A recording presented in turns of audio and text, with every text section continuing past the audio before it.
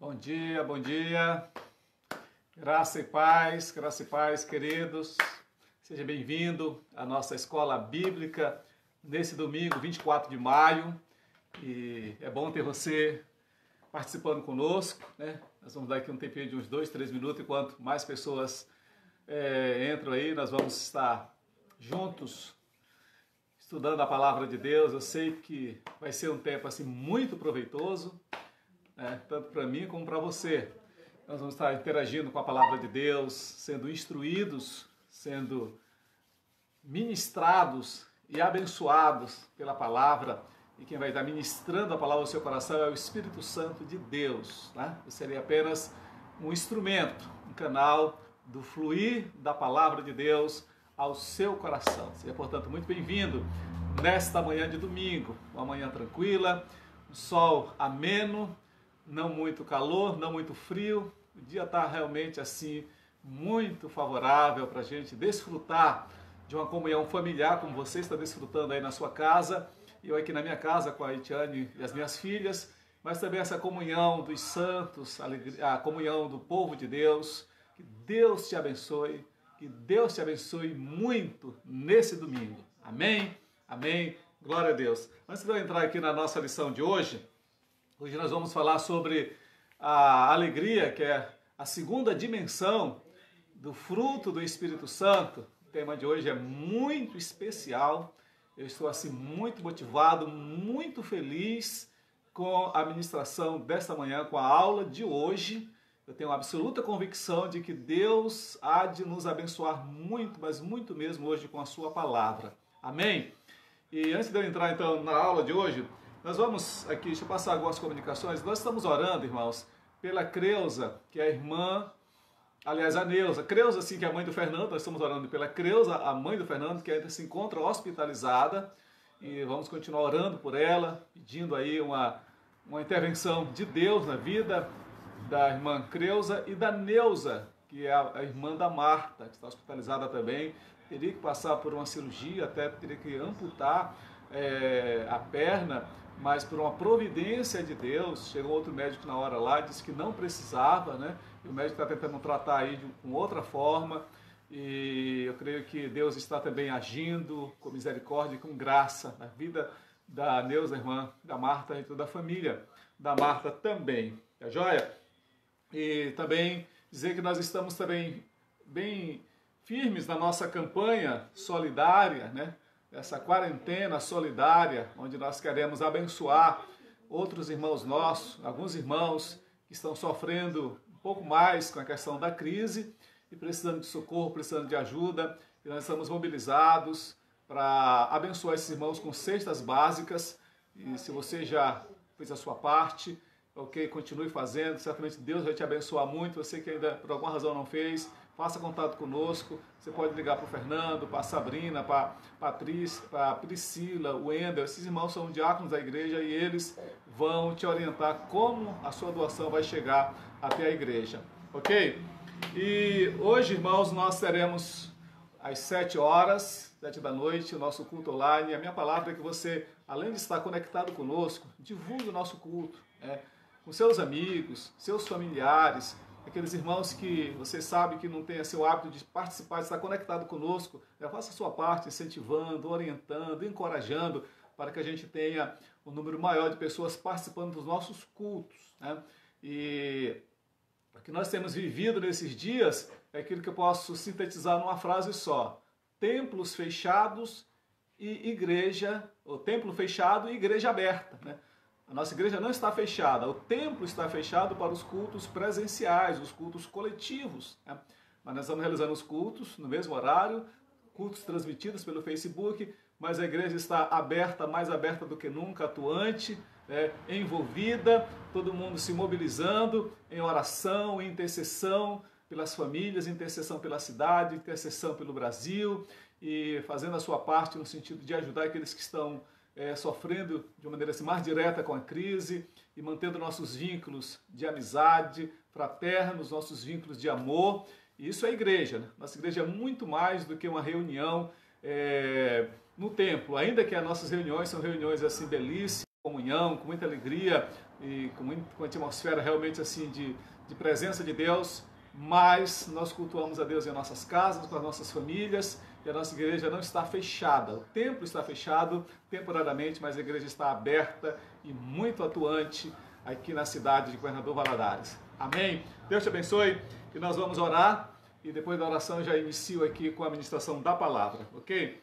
Eu vou orar por você, vou orar pela sua vida e quero dizer mais uma vez que estou com muita saudade de você, dos meus irmãos queridos e amados, saudade de estarmos juntos. Eu sei que tudo isso vai passar porque o nosso Deus é poderoso, o nosso Deus é fiel e Ele está agindo em nosso favor e não vai demorar muito, a gente vai poder se reencontrar. Enquanto isso, a gente fica orando pelos outros, fazendo aquele contato, mandando uma mensagem para o irmão, dizendo que estamos com saudade, querendo saber como é que ele está, se podemos ajudá-lo em alguma coisa. E agora nós vamos orar uns pelos outros. Aí onde você está, incline a sua cabeça, ore a Deus, ore inclusive por mim, nesse momento, pela minha família, e eu vou estar orando por você e por todos nós. Amém?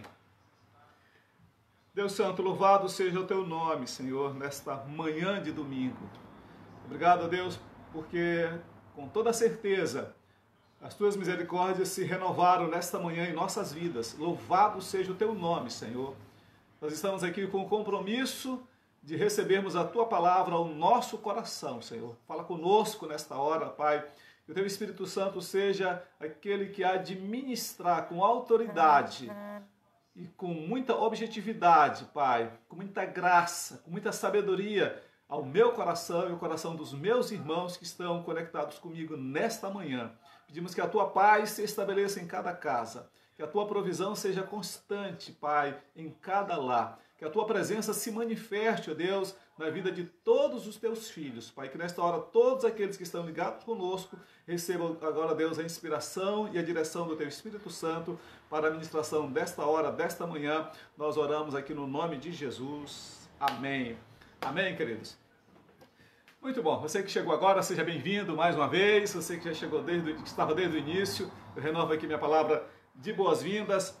Irmãos, eu decidi que cada domingo eu vou falar só sobre uma dimensão do fruto. Hoje, como domingo passado eu falei só sobre o amor, hoje eu vou falar só sobre a alegria. E é impressionante, né, toda assim a riqueza da palavra de Deus. Como eu estou ficando muito tempo em casa, eu tenho mais tempo aqui para meditar, para estudar, para pesquisar. E Deus tem me dado assim a graça de preparar aulas assim bem profundas no sentido da pesquisa bíblica, né? E da interpretação da Bíblia. Eu faço uma seleção ampla dos textos que falam sobre aquele assunto. Pesquisam também aqueles comentaristas que comentam aquele assunto. E depois eu faço uma análise pessoal e depois eu vou desenvolver o tema. Isso está sendo assim, muito prazeroso para mim, muito mesmo. E eu tenho crescido muito com esse propósito de estar ministrando ao seu coração dentro desse tema, fruto do Espírito Santo. Então, vai ficar melhor assim. Cada domingo a gente vai tratar de uma dimensão ou de uma característica do fruto. Como falamos domingo passado sobre amor, vamos falar só sobre alegria. E amanhã domingo que vem a gente prossegue, né, com a outra característica. E sempre que eu for iniciar um novo tema, seja assim uma outra virtude, eu vou fazer um resumo rápido da anterior, só para você não perder aí o foco. Então eu vou fazer aqui. Eu separei da aula de domingo passado alguns pontos que eu vou só pontuar mesmo, vou só citar, porque senão a gente não vai ter muito tempo para a aula de hoje, ok? Domingo passado nós falamos sobre o amor. Antes, deixa eu ler aqui Gálatas 5, que é o nosso texto básico, Gálatas 5, a partir do 16, mas eu vou ler hoje a partir do 22 apenas, que diz assim: mas o fruto do Espírito é amor, alegria, paz, paciência, amabilidade, bondade, fidelidade, mansidão e domínio próprio. Contra essas coisas não há lei. Os que pertencem a Cristo Jesus crucificaram a carne com as suas paixões e os seus desejos. Se vivemos pelo Espírito, andemos também pelo Espírito. Amém? Ok. Então, eu já disse que Paulo escreveu esse texto às igrejas da Galácia, já expliquei isso aí com a região, a província do Império Romano, a primeira alcançada assim com o avanço do Evangelho, que tem seu início lá na igreja de Antioquia, Atos 13, quando o Espírito Santo convoca Paulo e Barnabé para a obra missionária, e eles vão para essa região, lá eles fundam 5 igrejas, e Paulo agora está escrevendo para as igrejas fundadas nessa região, para orientar, para combater heresias, para confortar, para dar direcionamento e para ajudar no desenvolvimento das virtudes espirituais desse povo, desses irmãos que se converteram na sua primeira viagem missionária. E aqui ele está falando sobre a realidade da vida espiritual. E ao falar dessa realidade, ele aqui aborda essa questão dessa luta interior que há em nós, em cada um de nós, essa batalha, né? Há esse embate interior da nossa natureza carnal, que ele vai chamar de obras da carne, né? Ele vai, do verso 19, as obras da carne são manifestas, ele vai explicando: imoralidade sexual, impureza, libertinagem, idolatria, feitiçaria, ódio, discórdia, enfim. Então ele chama isso de obras da carne, aquilo que se desenvolve naturalmente em nós, a nossa natureza pecaminosa, decaída, a nossa natureza adâmica, né? Nós somos gerados, aí vimos aí da descendência de Adão, a natureza decaída, deformada. Então essa natureza ela vai gerar essas obras, né? Que são pecados, né? São atitudes pecaminosas. Muito bem. E ele então fala dessa realidade, da carne tentando fazer prevalecer essa natureza carnal mesmo, nesses pecados já citados aqui, e a realidade também de que o Espírito Santo passou a habitar em nós quando nós entregamos a nossa vida a Jesus, quando nós nos convertemos, nós recebemos o chamado dom do Espírito Santo, não dons. Dons é outra realidade, já expliquei isso também. Dons são habilidades dadas pelo Espírito Santo para a edificação da igreja, o corpo de Cristo. Mas o dom do Espírito Santo é a dádiva, é o presente, né, de Deus em nós. Deus nos deu o seu Espírito, o Espírito Santo, no ato em que nós nos convertemos. Isso está muito claro em todo o Novo Testamento, mas há um texto assim que é aquele clássico mesmo, que é Efésios capítulo 1, 13, onde Paulo diz assim: e vocês, depois que ouviram a palavra da verdade, o evangelho da salvação de vocês, tendo nele crido, vocês foram selados com o Espírito Santo da promessa. E esse Espírito Santo é a garantia da salvação de vocês, é o penhor, é o selo de Deus, é a marca de Deus, é esse selo que indica a propriedade. Nós não somos mais de nós mesmos, nós somos agora de Deus, nós temos um dono, esse dono é o nosso Deus. Dá uma ideia também de destino, né? O selo, como você pega uma carta e você sela aquela carta nos correios, é a garantia que ela vai chegar ao destinatário. Então, a presença do Espírito Santo em nós é a garantia que nós vamos chegar ao nosso destino. E que destino é esse? É o céu, a morada celestial, onde nós vamos estar vivendo uma comunhão eterna com Deus. Então o Espírito Santo, ele define, ele dá essa identidade a nós. E esse Espírito Santo que passou a habitar em nós, quando nós nos convertemos, ele vai gerar em nós, no nosso interior, o caráter de Jesus, que Paulo chama aqui do fruto do Espírito Santo. E o fruto do Espírito Santo, que é essa potencialidade, que é essa realidade magnífica, solene, sublime e poderosa no nosso interior, ela vai se manifestar, essa potencialidade vai se manifestar em 9 características, pelo menos aqui Paulo coloca 9, né? E no passado falamos sobre o amor, vamos falar sobre a alegria, depois tem a paz, e então são essas características. E a Bíblia diz, Paulo escrevendo aqui nesse texto, que é essa luta no dia a dia. A carne querendo prevalecer com a sua natureza pecaminosa e o Espírito Santo querendo prevalecer com essa nova identidade que somos em Deus, gerando esse fruto, né? Amor, alegria, paz, paciência, enfim. Então, esse é o resumo da primeira aula. Da segunda aula, eu pontuei aqui algumas coisas. Primeiro, sobre o amor. O amor, eu falei sobre 3, mas eu quero falar aqui das 4 palavras gregas que representam, significa amor. Ágape, que é o amor de Deus, que é o amor perfeito, que é o amor que vem de Deus para nós, o amor puro, é o amor poderoso, sobrenatural, porque ele não é da natureza humana, ele é de Deus, chama-se ágape.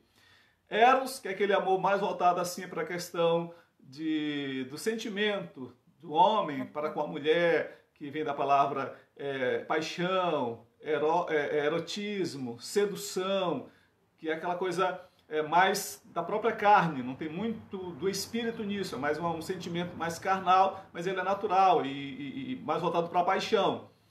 Filéu ou filia, que é o amor da amizade, da fraternidade, amor que a gente tem com as pessoas de amigos, enfim, né? Essa filia que vem isso representa também o amor. Filotrampia, né? Que é aquela ação de ajudar, de socorrer. E o estorge, que é o amor familiar, né? O amor desenvolvido no contexto de família, pais e filhos, enfim, parentes em geral. Mas o amor aqui, como fruto do Espírito, é o ágape, esse amor perfeito, o amor de Deus. Então, esse amor é a base para as demais virtudes. Eu vou sempre falar virtudes, dimensões, manifestações e características. São palavras sinônimas, né? Porque, como eu tenho falado aqui, fruto é um fruto só, com 9 dimensões, ou 9 virtudes, ou 9 características, ou 9 manifestações. Então eu coloquei aqui virtudes, dimensões, manifestações e características.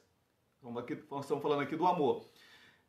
Esse é o primeiro destaque. Segundo destaque, o amor ele é a base para os demais frutos, né? Ele é a base e também ele é uma das dimensões. Outra coisa, que esse amor de Deus, o amor ágape, a Bíblia diz lá em Romanos capítulo 5, verso 5, que esse amor, ele foi derramado, ou ele é derramado, tem algumas traduções que dizem que ele está sendo derramado em nosso coração pelo Espírito Santo de Deus. Eu quero até ler aqui com você, porque no domingo passado eu acabei não lendo, eu só citei, não li essa referência, eu quero ler aqui, porque ela tem uma clareza assim muito especial. Romanos 5,5 diz assim, ó, e a esperança não nos decepciona, porque Deus derramou o seu amor em nossos corações, por meio do Espírito Santo que ele nos concedeu. Veja aí o contexto. Paulo está falando aí, diz, a esperança não nos decepciona. O contexto é de decepção, de frustração, que é um sentimento ruim, né, que sufoca o amor, né, que sufoca a própria alegria, a própria paz no nosso interior. Paulo está dizendo que essa esperança, que ela vem em Deus, e ela é essa capacidade que nos faz esperar em Deus, esperar inclusive a volta de Jesus, e esperar coisas boas dos nossos irmãos, esperar da parte do marido, da esposa, dos filhos, dos pais, da família, do irmão em Cristo, do meu líder, enfim, esperar dele coisas boas. E isso não me decepciona. Por que isso não me decepciona? Ele diz por causa do amor. Ele diz a esperança não nos decepciona, porque Deus derramou o seu amor em nossos corações por meio do Espírito Santo que nos foi dado.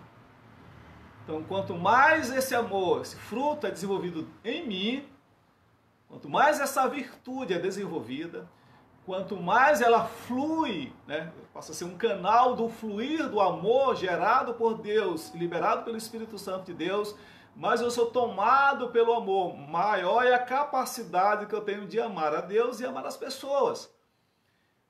E com isso, eu não vou me deparar com frustrações, decepções, no sentido de eu ficar chateado, desapontado, desistir, deixar para lá, não querer ajudar, não querer abençoar, não querer orar pelo irmão, não estender a mão porque eu estou decepcionado, estou frustrado. Diz, o amor, ele garante que essa decepção da esperança, ela não vai acontecer por causa do amor, que foi derramado no seu coração pelo Espírito Santo de Deus. Então essa foi um dos destaques. Outra coisa é que o amor tem ele é supremo, ele tem a sua supremacia entre os demais,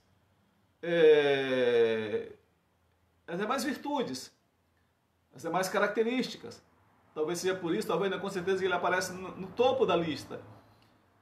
E quando Paulo fala lá em 1 Coríntios, capítulo 13, que é outro texto que eu quero ler aqui, ele vai mostrar a supremacia do amor. porque o amor está acima dos dons espirituais, está acima da fé, está acima da esperança, é maior. E é um texto, é um poema belíssimo. Eu também não li esse texto domingo passado, eu só citei. Mas eu não posso deixar passar batido uma ministração sobre o amor sem ler 1 Coríntios 13, começa assim: ainda que eu fale a língua dos homens e não tiver amor, serei como um sino que ressoa ou como um prato que retine. Quer dizer, é algo vazio, barulho. O amor, se não tiver amor, nada é consistente, nada tem um valor supremo. Ele vai dizendo, ainda que eu tenha o dom de profecia, agora ele entra aqui num dom de profecia, que é o dom que todo mundo buscava na época e hoje ainda que eu tenha um dom de profecia e saiba todos os mistérios, né, e todo conhecimento, e tenha uma fé capaz de mover montanhas, e não tiver amor, nada serei. Está falando agora da fé, de profecia, do dom de mistério. Diz, ainda que eu tenha esses dons, se não tiver amor, isso não vai me adiantar nada. No 3, ainda que dê aos pobres tudo o que possuo, e entregue o meu corpo para ser queimado, e não tiver amor, nada disso me valerá.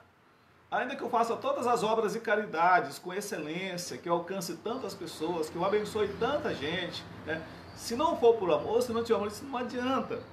Agora ele vai dando assim vai definindo, né, o amor. O amor é paciente, o amor é bondoso, não inveja, não se vangloria, não se orgulha, não maltrata, não procura seus interesses, não se ira facilmente, não guarda rancor.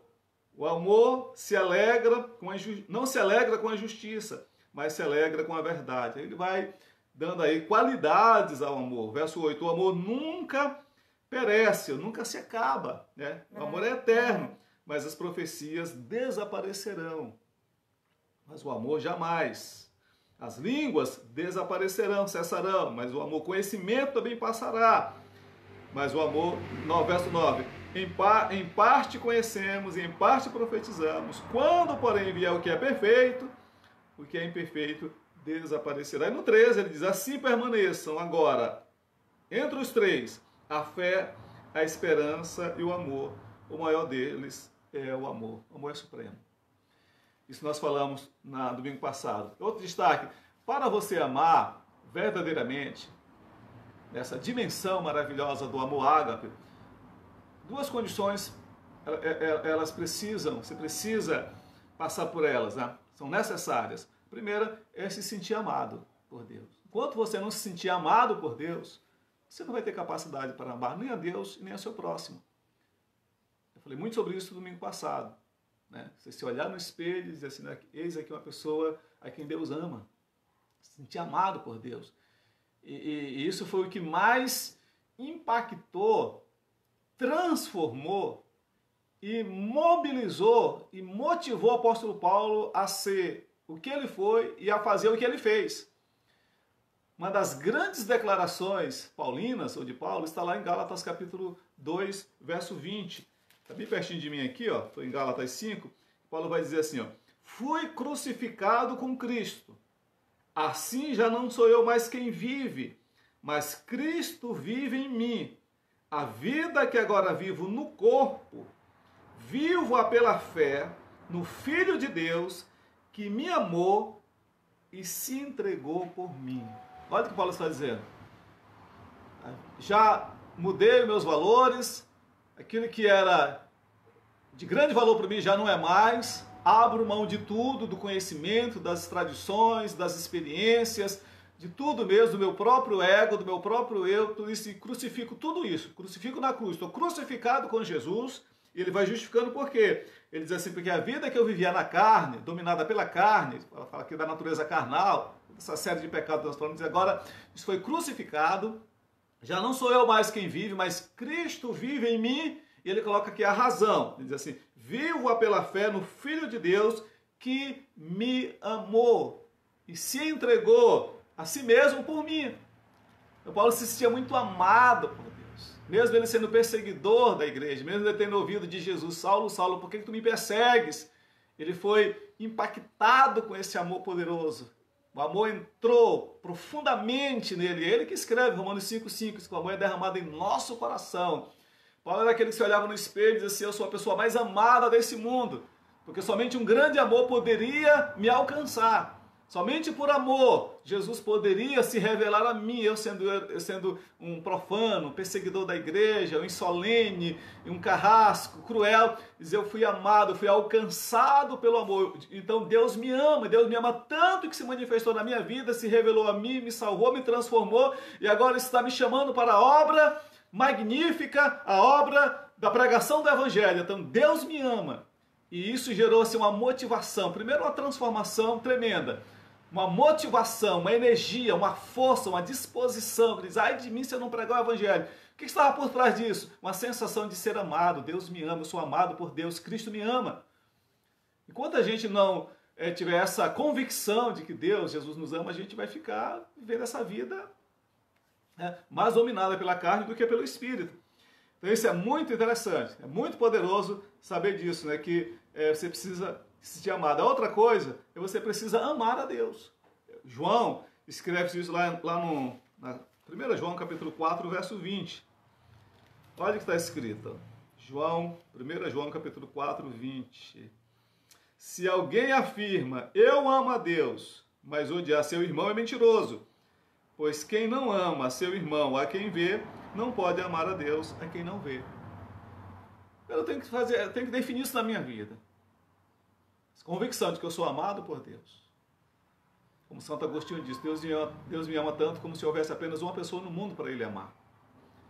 Se Ele absorvesse todo o amor que Deus estaria distribuindo para 7 bilhões de habitantes que o mundo diz como se fosse só para mim, tudo para mim. Deus derramou tudo na minha vida. Isso eu me sentia muito amado. Por isso Ele foi o que foi. Estou falando aqui do grande teólogo Santo Agostinho de Hipona. E então você precisa se sentir amado e você precisa amar a Deus. De todo o seu coração, de toda a sua alma, de todo o seu entendimento, todas as suas forças. Porque se é que ama o seu irmão, que você vê e não ama a Deus, você é mentiroso. Essas duas condições colocadas, nós falamos sobre isso aqui. E também foi dito aqui que o amor, ele é vontade, porque ele é um mandamento. Ah, eu não estou com vontade de amar. É mandamento, é obediência, é prático, é atuante. O amor se move. O amor libera, o amor supre. Falei muito sobre isso aqui domingo. O amor supre. O amor, ele é intencional, outro destaque, ele é intencional e ele é prático. Eu falei aqui na parábola do bom samaritano. E a demonstração do amor, a intenção de amar, a decisão de amar. O levita e o sacerdote viram ali aquele homem na estrada semi-morto, passaram de longe. Mas o samaritano, ao vê-lo, ele decidiu se aproximar. Ele decidiu descer do seu cavalo. Ele decidiu se inclinar para ajudar aquele homem ali. Poderia ser até uma cilada, mas ele não estava nem aí. Ele foi movido pelo amor. Ele curou as feridas do que estava caído. Ele levantou o que estava prostrado.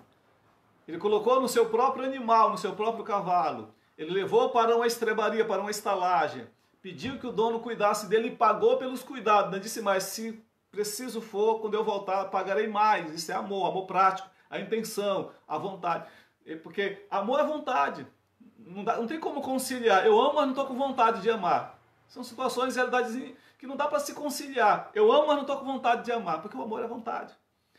E foi dito também, que é o sexto destaque aqui, que o amor também ele é transcendental, porque ele está acima de qualquer coisa, de todas as coisas. Ele é incondicional, porque ele não impõe condições para se manifestar. Ele é sacrificial, ele não é só no sentido de ser aquele teórico, palavras, ou fazer só o que eu posso, ele nos leva a fazer além do que eu posso, sacrifício, ele é sacrificial, e ele é motivacional, porque ele que nos move a tudo, né? Paulo escrevendo aos Gálatas 5:6, ele diz que a fé atua pelo amor, o amor ele move, e esse amor que eu estou dizendo que ele é transcendental, incondicional, sacrificial e motivacional, todas essas palavras nós estudamos domingo.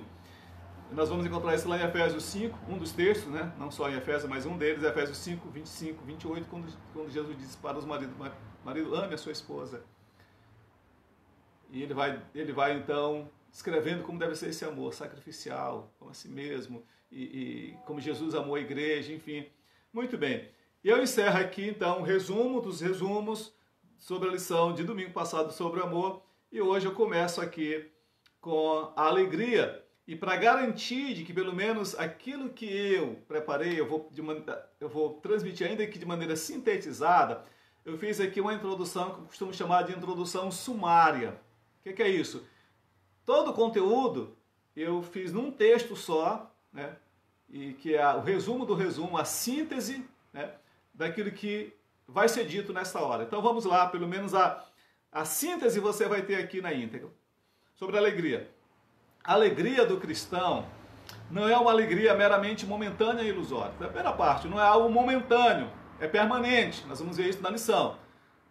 Ela não é algo ilusório, ela é real. Não é só virtual, ela é muito real.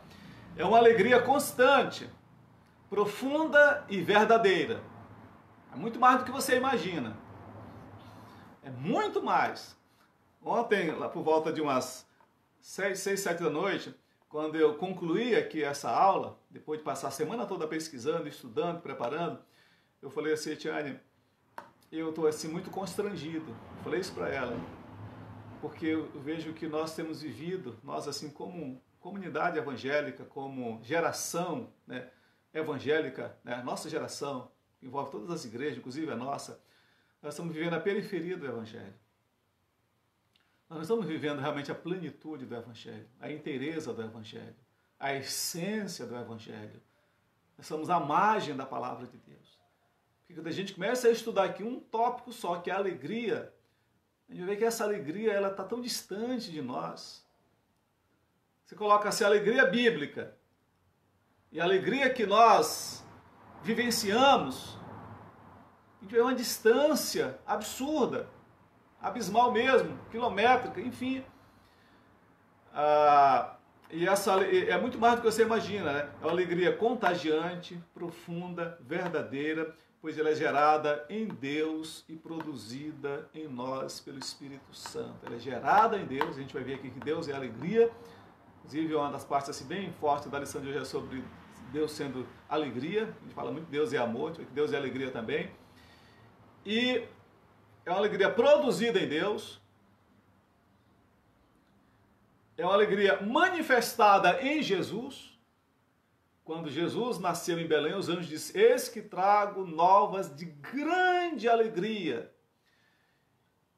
Então ela é gerada em Deus, manifestada em Jesus, e ela é liberada, e ela se move em nós pelo Espírito Santo de Deus. Nós a experimentamos somente na medida em que permanecemos em Cristo, permanecemos com Jesus. É uma plena alegria que não depende das circunstâncias. Outra coisa que a gente vai ver aqui na aula de hoje. Mesmo diante das dificuldades, os filhos de Deus não se deixam dominar pela tristeza. Enumera aí. Aquele que realmente vive essa dimensão da alegria como fruto do Espírito Santo, essa alegria gerada em Deus, manifestada em Jesus e que se move pelo Espírito Santo em nós, o crente verdadeiro, o crente genuinamente crente, o cristão, aquele que vive o Evangelho, que está conectado com Jesus, ligado em Jesus, né, ele não se deixa dominar, grave bem essa palavra, dominar. Ele não se deixa dominar pela tristeza. Ele pode ficar triste sim, mas ele não se deixa dominar pela tristeza. Pela apatia, não tem como conciliar alegria e apatia. Né? Ele não se deixa dominar pela tristeza, pela apatia, pela frieza. Também não tem como conciliar frieza e alegria. Porque a alegria é a ideia de vibração, de entusiasmo, de vida, vida superlativa, vida maiúscula, né? De uma expressão realmente de um ser cheio, contagiante, vibrante, entusiasmado, né? Pronto para causar impacto nas pessoas. Então não dá para conciliar, né? Alegria com tristeza, apatia, frieza e desânimo. Então eu coloquei aqui de uma série, talvez eu poderia colocar aqui 10, 15 expressões aqui, eu separei 4. Aquele que vive tomado por esse espírito de alegria, por essa dimensão da alegria, ele não se deixa dominar. Por isso que é importante você entender a palavra dominar. Não vai dizer, o pastor Juscelino disse que o crente ele não fica triste, não estou dizendo isso. O pastor Juscelino disse que o crente não vive assim um momento de desânimo. Momento sim, mas um estado de desânimo não. Mas o crente, o pastor Celino disse na lição lá domingo, na EBD Online, que o crente ele jamais vai viver uma situação de frieza. Ele pode até ver numa circunstância, num momento, mas é que ele não se torna um estado de vida. né? Ele supera, ele rompe, né? Por causa do fruto do Espírito dentro dele. Então, ele não se deixa dominar pela tristeza, pela apatia, pela frieza e pelo desânimo. Essa alegria maravilhosamente incomparável impulsiona o crente a permanecer firme nas promessas do Senhor e esperar confiadamente em Jesus. Então, a alegria é esse impulso, essa motivação de Deus que nos leva a esperar nas promessas de Deus. Um exemplo, Caleb. Quando eu olho para Caleb lá em Josué capítulo 14, a partir do 6 e vai até lá pelo 20, aquele momento que ele diz assim, estou firme hoje, que ele diz assim, olha, quando eu recebi essa promessa, eu estava com 40 anos, hoje eu estou com 85 anos, 45 anos já se passaram, e ele diz assim, eu estou aqui firme, eu estou vibrante, 45 anos, né? Não perdi aqui a minha fé, estou agora mais vibrante do que nunca, mais disposto do que nunca, mais determinado do que nunca, eu estou mais... Então ele vai, esse é o Caleb, de uma promessa. E o que sustenta isso nele? É a alegria, de uma expectativa de um Deus que não falha, de viver alegremente em Deus. A promessa se cumprindo não, e ele está resolvido em Deus. Então ele espera pacientemente pelas promessas do Senhor e espera também em Jesus Cristo. Muito bem, esse é o sumário. Vamos agora entrar aqui no conteúdo geral da nossa lição aqui. Vamos lá. A primeira coisa que a gente vai ver aqui, que já é a primeira foi a introdução, a segunda é compreender um pouco sobre a verdadeira alegria. Primeiro, eu vou falar para você aqui sobre a filosofia popular de alegria e a alegria, ou sobre felicidade e alegria bíblica, a felicidade bíblica. Então vamos lá. Alguns dizem que não existe felicidade nesse mundo. Alguns dizem isso, você já ouviu isso, eu sei que algumas vezes, ou várias vezes. Outros pensam que o ser humano é infeliz, mas com alguns momentos de alegria. Tem uma outra filosofia sobre felicidade e sobre alegria. Essa filosofia do mundo lá fora, a filosofia hedonista, né? Que diz assim, que o homem por natureza ele é infeliz, mas ele vive momentos de alegria. Assim como ele pode promover momentos de alegria, maior será o sentimento de um estado de bem-estar e de felicidade. Outra coisa, outros dizem que são felizes, mas com alguns momentos de tristeza. Então são filosofia, coisas que você vai encontrar. Eu lembro que um dia eu estava fazendo uma viagem, tem mais ou menos uns 10 anos isso, e eu fiquei um dia inteiro no aeroporto lá de Brasília, fiquei lá na livraria lá, vendo vários livros, e comprei um livro. O livro é assim, as 100 atitudes das pessoas mais felizes.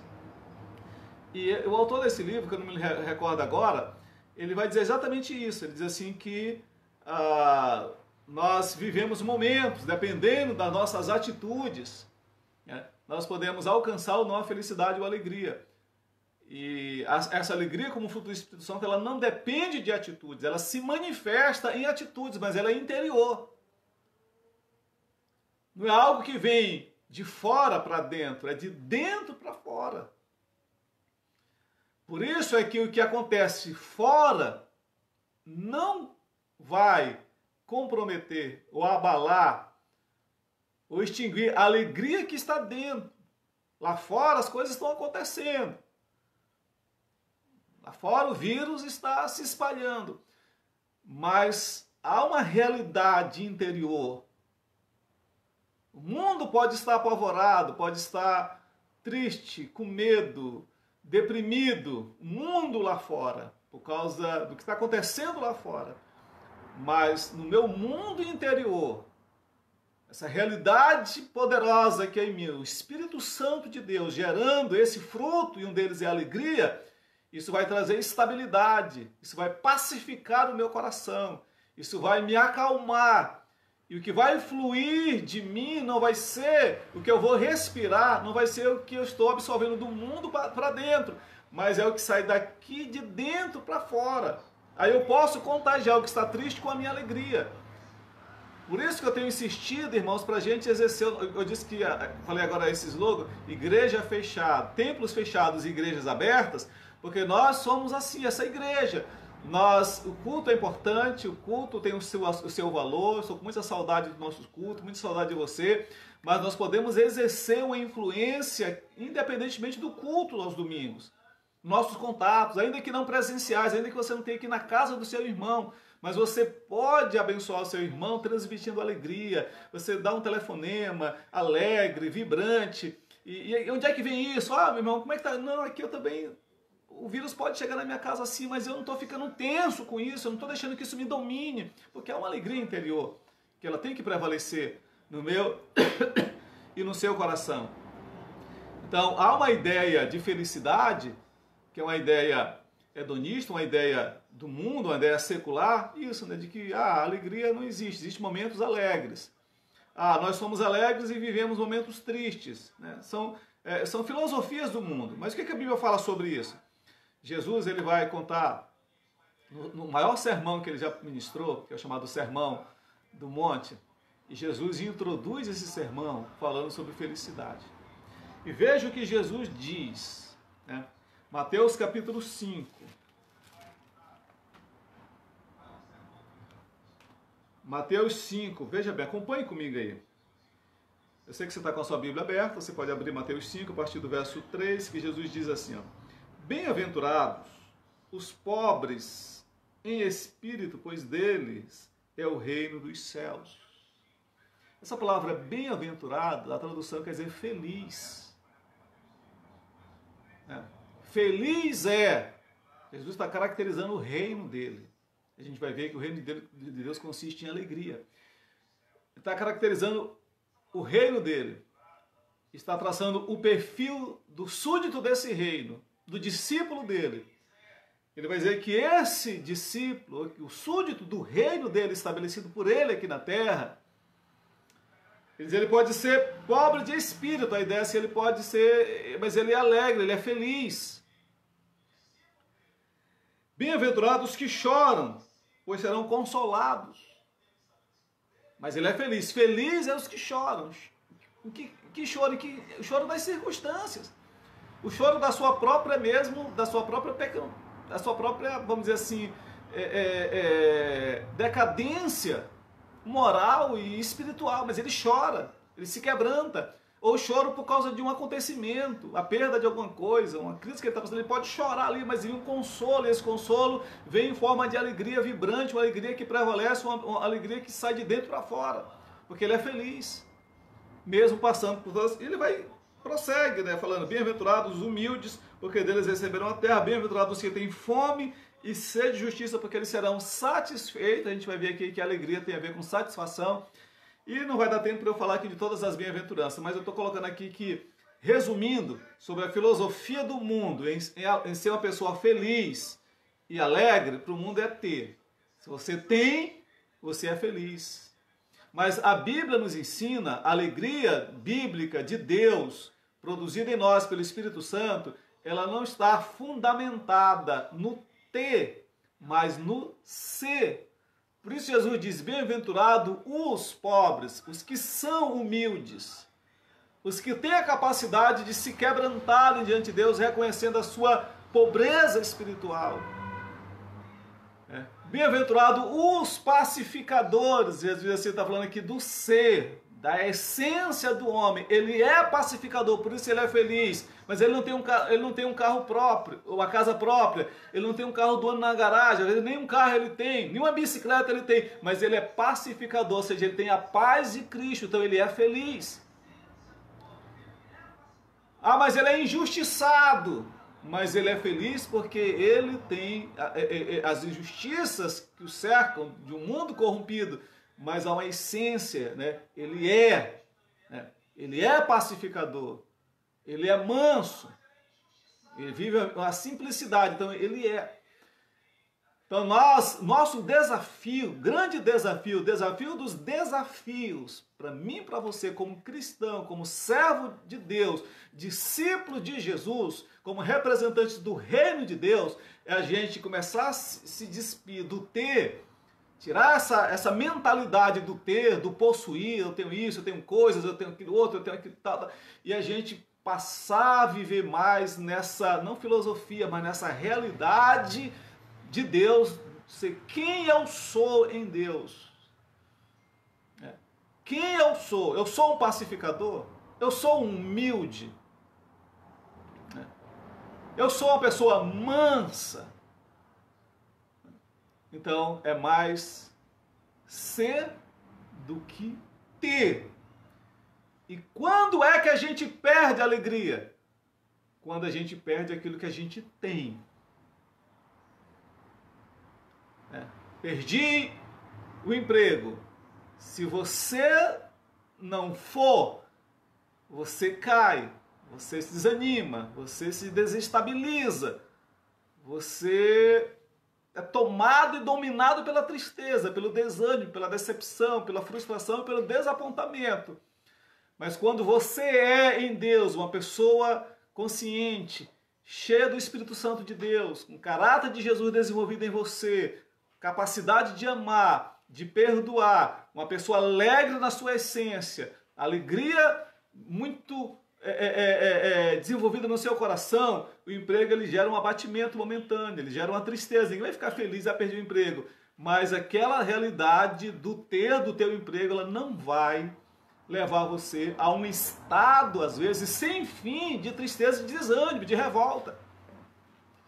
Porque a sua alegria tem a ver com o ser, não o que ter, não em relação ao ter. A alegria é a expressão de contentamento de dentro para fora, de quem é feliz e quem encontrou plena satisfação em Deus. Irmãos, o Salmo 23 talvez seja o texto mais conhecido de toda a Bíblia, né? Um dos textos, talvez não mais do que João 3,16. Mas o Salmo 23 diz assim: o Senhor é meu pastor e nada me faltará. A NVI diz assim: o Senhor é meu pastor, de nada terei falta. Esse salmo, na verdade a gente chama assim do Salmo do Bom Pastor, ou Salmo do Pastor, mas esse salmo, em muitas versões da Bíblia, e das versões mais antigas inclusive, é chamado Salmo da Felicidade. É a expressão de felicidade do salmista. Ele está expressando toda a sua felicidade, toda a sua alegria em Deus. Agora veja bem, quando ele diz, o Senhor é o meu pastor. Então veja aí que aí nós estamos aí definindo o ser. Quem é esse que está falando? É uma pessoa, era Davi. E Davi está dizendo assim, eu sou uma ovelha. E eu tenho um pastor. Quem é esse pastor? Esse pastor é o Deus Todo-Poderoso. É o Jeová Shammah, o Deus que está presente em todos os lugares. É o Jeová Rafa, o Deus que me cura de toda dor. É o Jeová Shalom, o Deus que pacifica, o Deus da paz que pacifica o meu coração. Quem é esse pastor? É o Deus Todo-Poderoso que criou os céus e a terra. Ele é o Senhor de tudo, Criador de tudo. Ele é o meu pastor.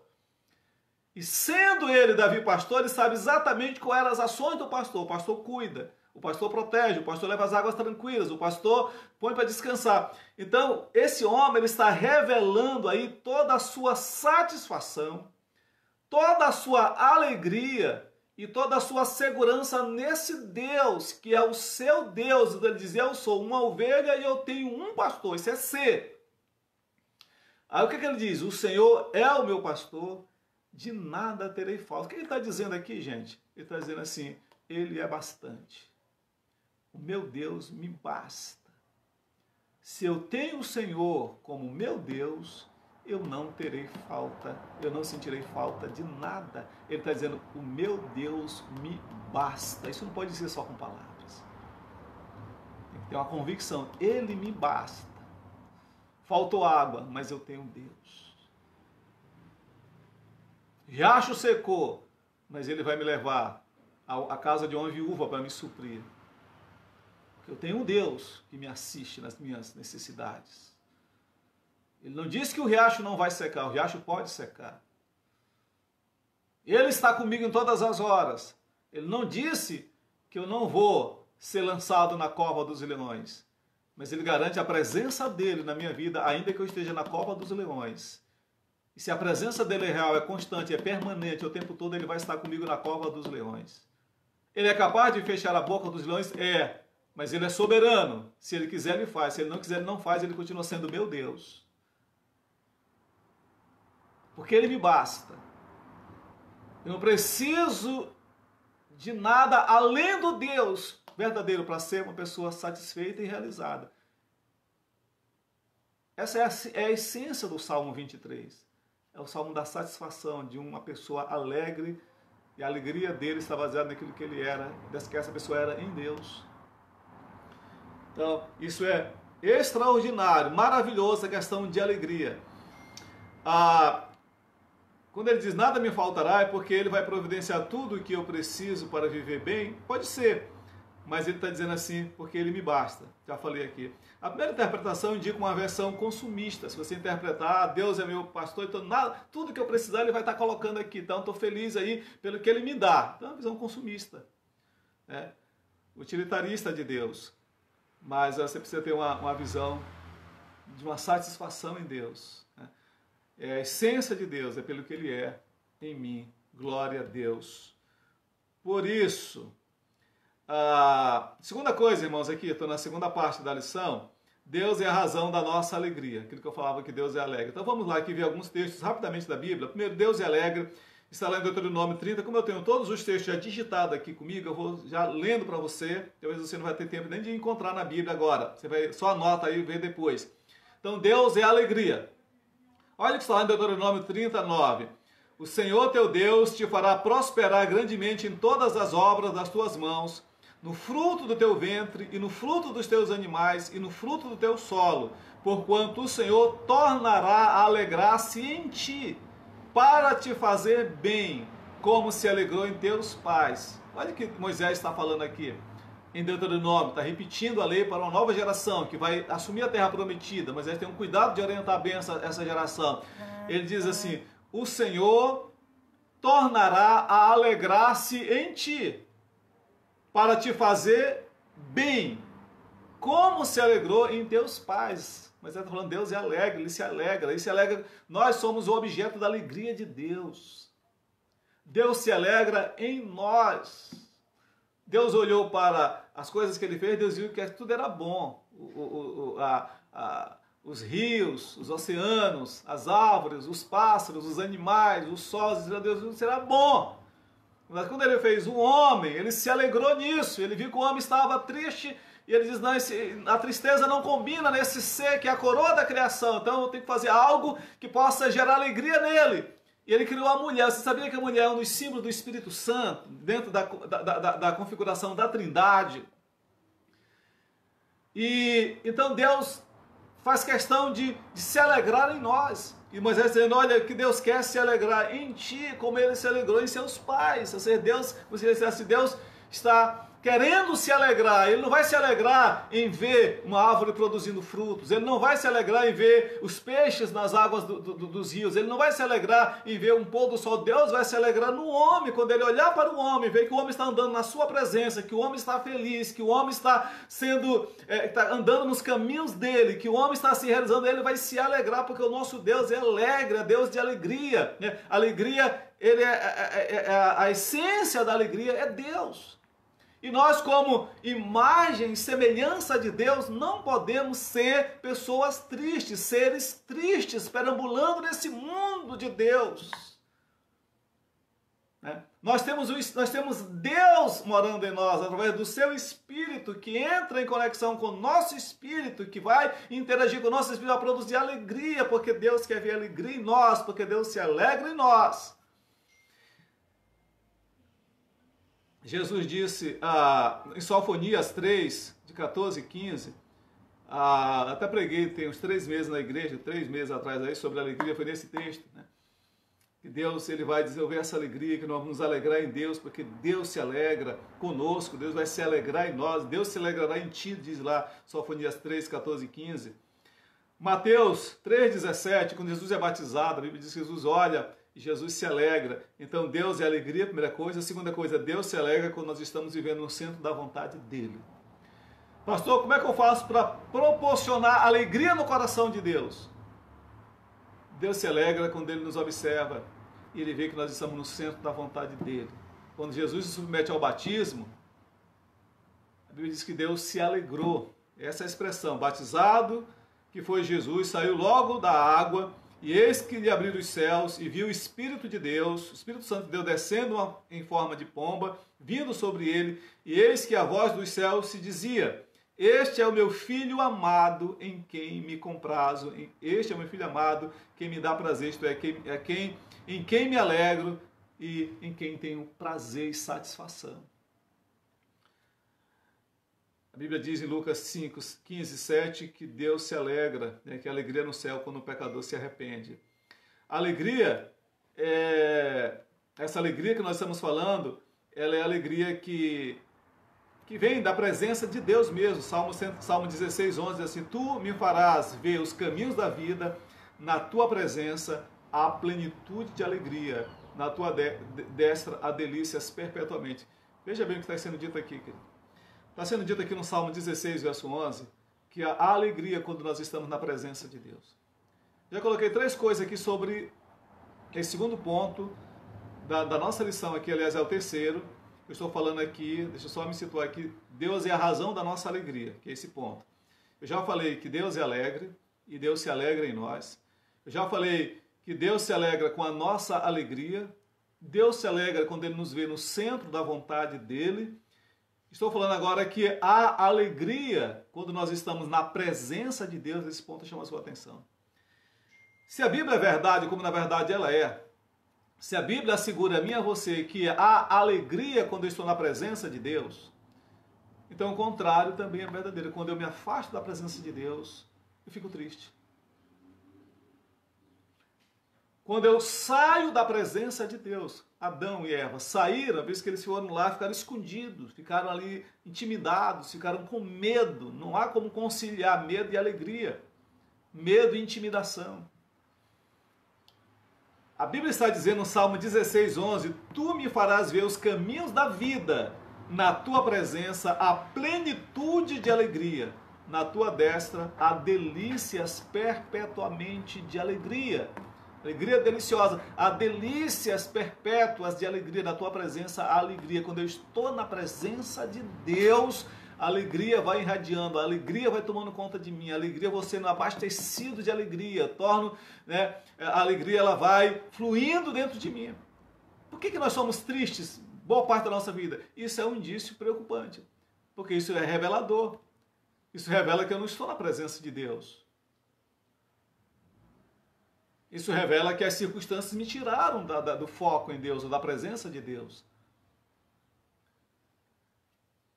Outra coisa, Deus é a fonte da nossa alegria. Atos 14, 6, 17 diz assim: o qual nas gerações passadas permitiu que todos os povos andassem nos seus próprios caminhos, contudo não se deixou ficar sem testemunho de si mesmo, fazendo o bem, dando-vos do céu chuvas e estações frutíferas, enchendo o vosso coração de fartura e de alegria.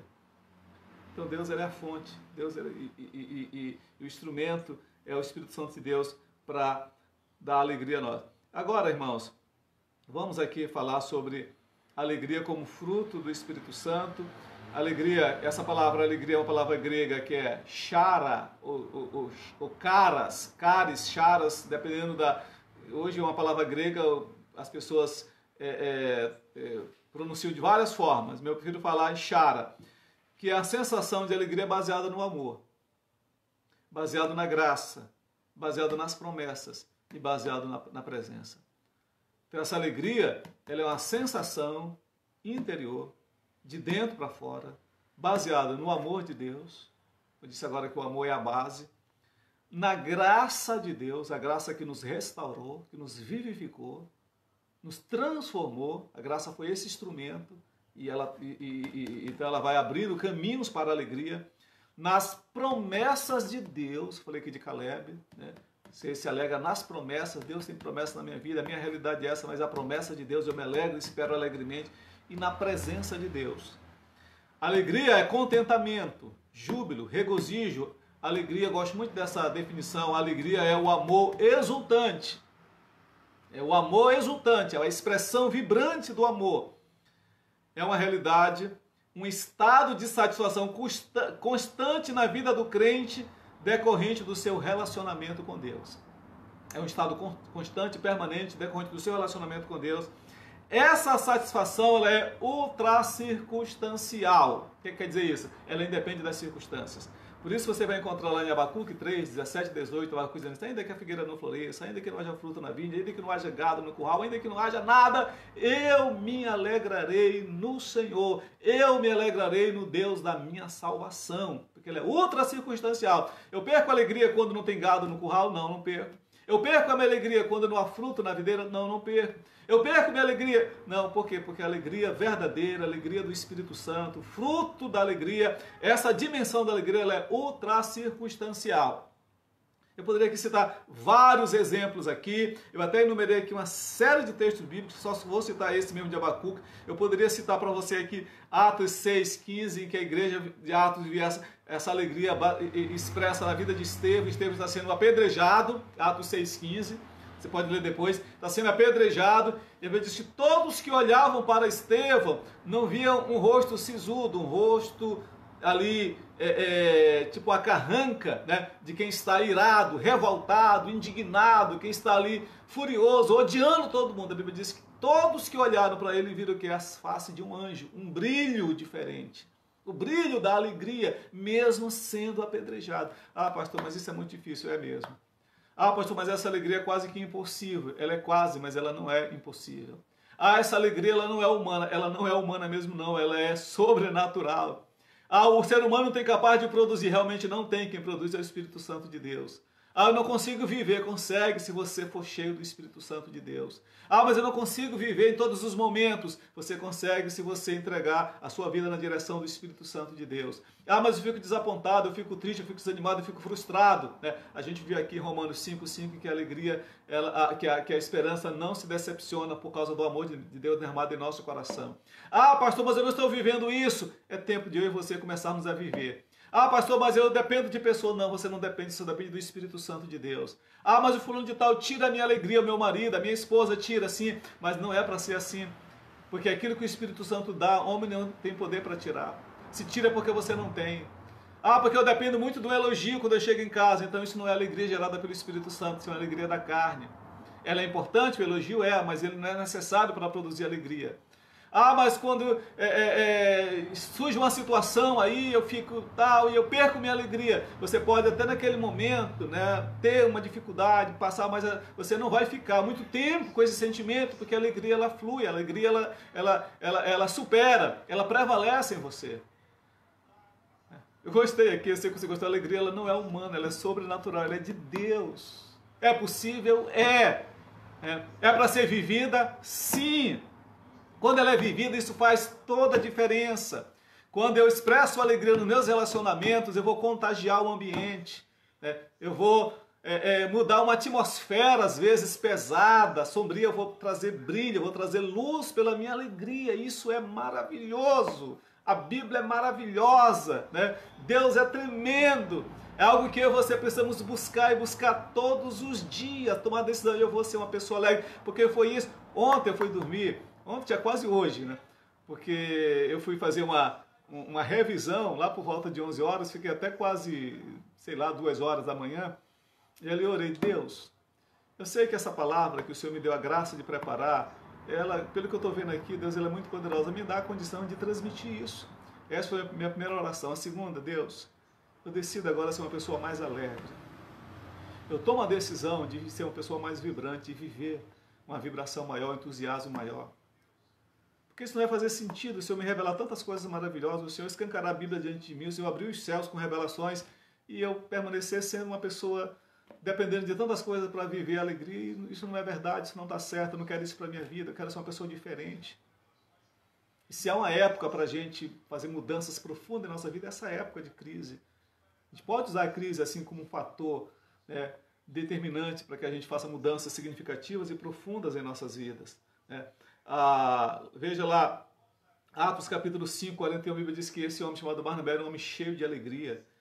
Você vai encontrar Filipenses, toda a carta de Filipenses Nós vamos encontrar 10 vezes na carta de Filipenses, Paulo falando de alegria. No 4:4 diz, alegrai-vos sempre no Senhor. Outra vez eu vos digo, alegrai-vos no Senhor. 1 Tessalonicenses 5,16, regozijai-vos sempre, é algo constante, não é algo para só um momento, né? É para a vida toda.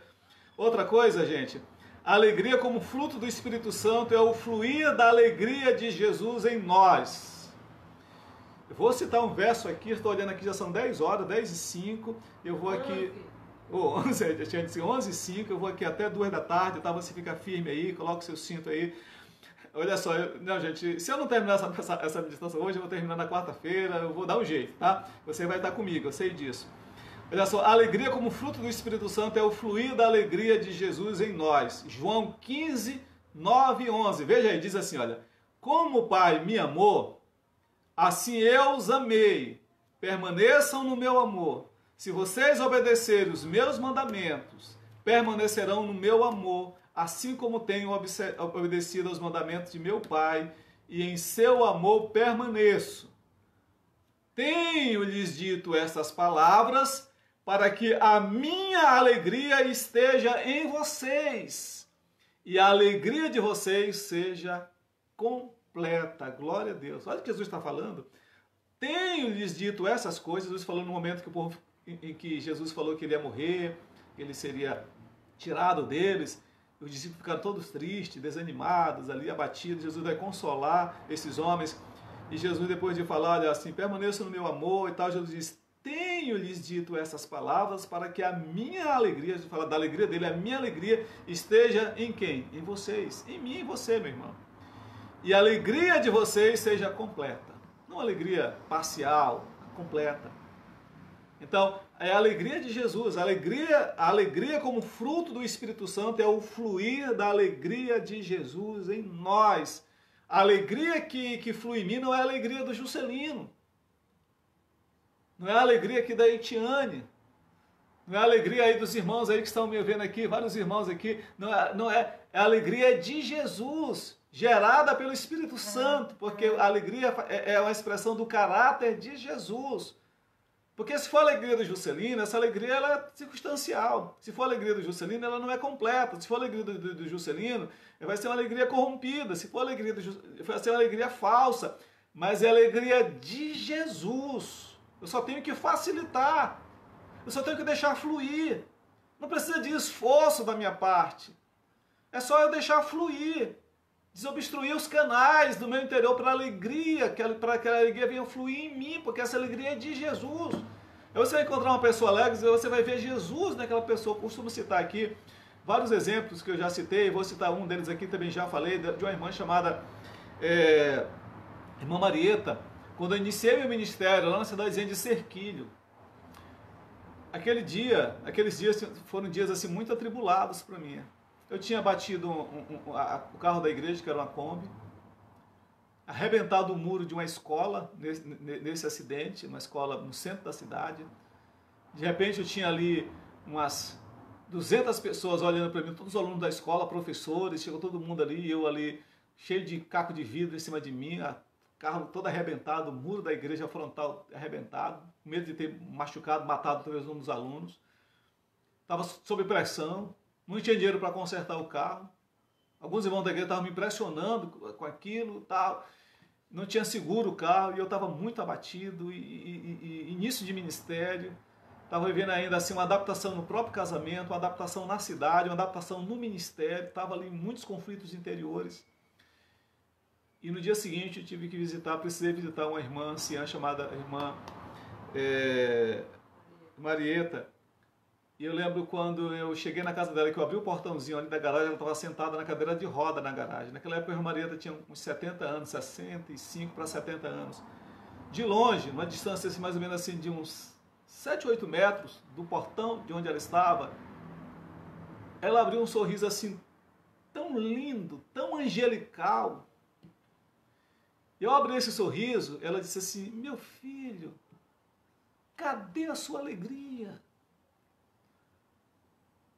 Quando ela disse, cadê a sua alegria?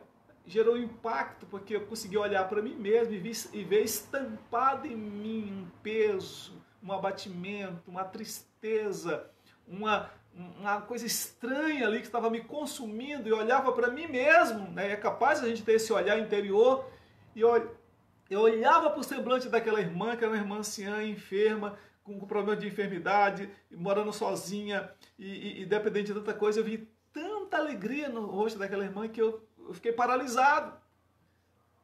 Foi difícil eu continuar caminhando até chegar diante dela. Ela me deu um abraço. E ela disse assim: Deus abençoa aqui o meu pastor. Eu muito jovem ainda, com 25 anos, abençoa aqui o meu pastor. Traz alegria para o coração dele. E parece assim que Deus fez assim um transplante. A alegria de Jesus que estava no coração daquela mulher, ela foi transportada no meu coração. Eu saí dali renovado, porque foi uma das cenas assim mais marcantes da minha vida, de alguém improvável, pela circunstância que vivia, ser tão alegre, ser tão vibrante, ser tão usada por Deus, e impactar minha vida tão fortemente pela alegria que estava no coração dela e irradiava na face daquela mulher. A alegria de Jesus. A alegria como fruto do Espírito Santo foi dada a nós na sua plenitude, não foi dada parcialmente, a alegria foi dada plenamente. Jesus disse: para que a minha alegria seja completa. Mas lá em João 17,13, Jesus diz assim: agora eu vou para ti, mas digo essas coisas enquanto ainda estou no mundo, para que eles tenham a plenitude da minha alegria. Jesus foi, mas disse para que eles, eu e você, a igreja dele, para que nós tenhamos a alegria da sua plenitude. A alegria como fruto do Espírito Santo é constante e permanente. Já falei isso aqui, mas aqui tem vários textos aqui. Um deles é João 16, 20 e 22, se você só anota aí, não vou ler agora. Outro, a alegria do Espírito Santo, a alegria como fruto do Espírito Santo é parte integrante da nossa salvação em Cristo. Quando nós nos salvamos, nós recebemos esse kit. Quando nós recebemos a Jesus, a única coisa que nós não recebemos completa foi a nossa santificação, porque ela é parcialmente. Aí envolve cura interior, libertação, as coisas vão acontecer processualmente. Mas salvação, garantia no céu. O fruto do Espírito nós recebemos no ato que nós nos convertemos, não é mérito humano, a gente recebe na hora. Porque sem ele nós não seremos transformados. Sem um fruto do Espírito nós não vamos alcançar a santidade. Então nós recebemos no ato, na hora completa, é um kit de sobrevivência nesse mundo tenebroso que nós recebemos quando nós aceitamos a Jesus. E nesse kit consta lá o fruto do Espírito nas suas 9 dimensões, e entre elas a alegria, tão necessária na nossa vida. Então a alegria como fruto do Espírito Santo é parte integrante da nossa salvação. Olha, é o que Pedro vai dizer em 1 Pedro 3, 1 Pedro 1, 3 a 6, ele diz assim: bendito seja o Deus e Pai de nosso Senhor Jesus Cristo, conforme a sua grande misericórdia, ele nos regenerou para uma viva esperança, por meio da ressurreição de Cristo Jesus dentre os mortos, para uma herança que jamais poderá aparecer. Ele está falando aqui de salvação, ele está falando de herança, ele está falando de misericórdia, de uma herança que jamais pode macular-se ou perder o seu valor, herança guardada nos céus, que mediante a fé são protegidos pelo poder de Deus até chegar a salvação prestes a ser revelada no último dia. Verso 6. Nisto vocês se alegram, ainda que agora, por um pouco de tempo, vocês devam ser entristecidos por todo tipo de provação. Pedro está dizendo, ainda que vocês sejam bombardeados por tantas provações, vocês se alegram. É possível se alegrar, né, por essa alegria que foi dada pelo Espírito Santo. E o poder dessa alegria está vinculada ao poder da ressurreição de Jesus. Você perguntou assim, pastor Juscelino, qual é o maior de todos os poderes? É possível? Eu posso enxergar na Bíblia assim, uma base para dizer que há um poder que é mais poderoso que todos os poderes, um poder que está acima de todos eles. É o chamado poder da ressurreição de Jesus Cristo. E esse poder, a Bíblia diz, foi o mesmo poder que nos ressuscitou dentre os mortos. Em que sentido? Quando nós estávamos mortos em nossos delitos e pecados, corrompidos, nós estávamos ali totalmente depravados, condenados à morte. O poder que ressuscitou Jesus foi liberado por Deus em nós, nos ressuscitando, nós que estávamos mortos. Paulo fala isso em Efésios capítulo 2, de 1 a 11. Então nós estamos nessa condição, o poder da ressurreição, ele vem sobre nós, ressuscitando-nos, dando-nos uma vida nova. E esse poder que é dado a nós, foi dado a nós, ele vai então, vamos assim, ativando todas essas potencialidades divinas em nós. O fruto do Espírito em nós E dentro desse fruto desse kit está a alegria, está vinculada à nossa salvação. E a alegria como fruto do Espírito Santo é uma das mais evidentes marcas do reino de Deus, né? Romanos 14, 7, porque o reino de Deus não é comida nem bebida, mas justiça, paz e alegria no Espírito Santo. Que coisa tremenda, gente. O reino de Deus não é comida, não é coisas exteriores, coisas materiais, não é comida nem bebida, mas justiça, paz e alegria no Espírito Santo. Quando é que nós promovemos o reino aqui? Com a nossa alegria, com a nossa paz. Alegria gerada no Espírito Santo. A alegria como fruto do Espírito Santo se manifesta tanto individualmente como coletivamente. Isso aqui eu não vou...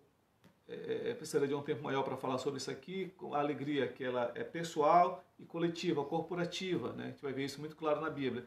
Irmãos, eu quero encerrar a ministração aqui falando da alegria, essa alegria para ser vivida.